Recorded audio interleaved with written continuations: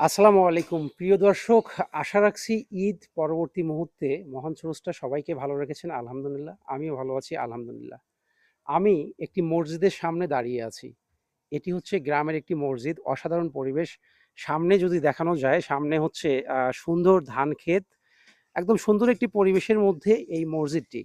তো এই মসজিদকে ঘিরে, শুধু এই মসজিদ না, এই মসজিদের সামনে দাঁড়িয়ে আমি দু একটি কথা না বললে নয়। সেটি হচ্ছে বিশেষ করে গ্রামে, আমি কিন্তু গ্রামের মসজিদের সামনে দাঁড়িয়ে আছি। বিশেষ করে গ্রামে যেটি হয়, ৫ বার সময় মেইনটেইন করে যথারীতি আজান দেয়া।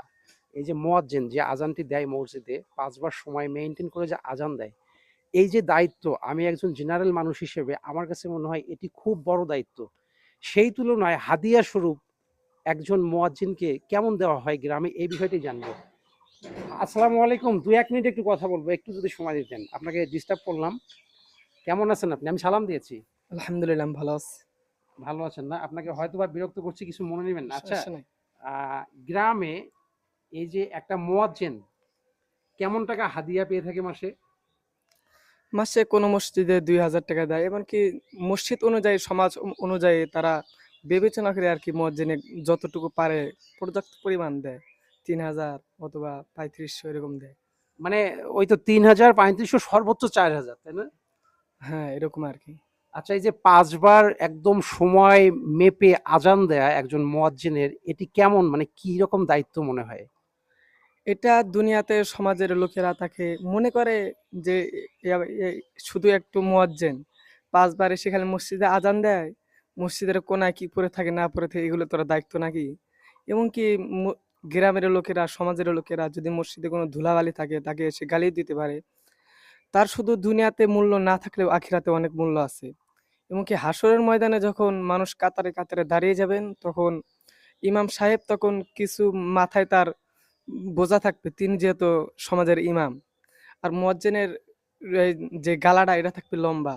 আচ্ছা, বিষয়টা হচ্ছে, আমি যদি আমাকে দিয়ে বলি, আমি মানে আমি আমার কথা বলছি, আপনাদের কথা বলছি না। আমি মনে করি কি, একজন মুয়াজ্জিন ৫ বার আজান দেওয়া এটা কোনো কাজ হইল? তাকে আবার এত টাকা মাস শেষে হাদিয়া দিতে হবে?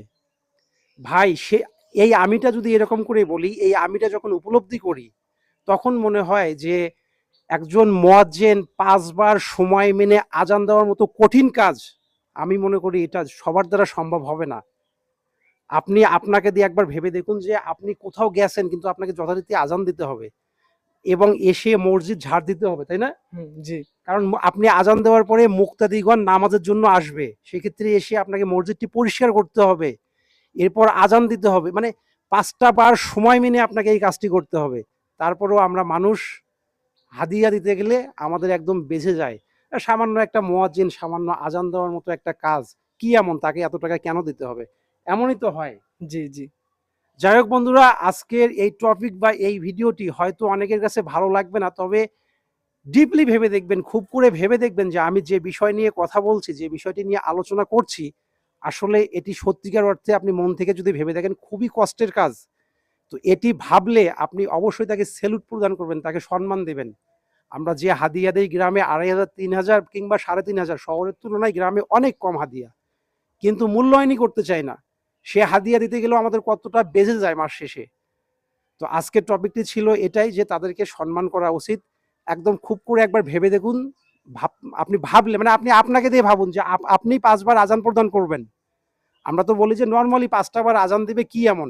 এই কি এমন কাজটি আপনি আমি করব, কেমন লাগে, কতটা কঠিন, কতটা দায়িত্ব, আপনি বুঝতে পারবেন। তো ঠিক আছে, আপনাকে বিরক্ত করলাম, হ্যাঁ? জি, ওকে, সমস্যা নাই। ওকে। আসসালামু আলাইকুম। ওয়ালাইকুম আসসালাম। বন্ধুরা, ভিডিওটি ভালো লাগলে অবশ্যই শেয়ার করে অন্যকে দেখার সুযোগ করে দেবেন। আসসালামু আলাইকুম।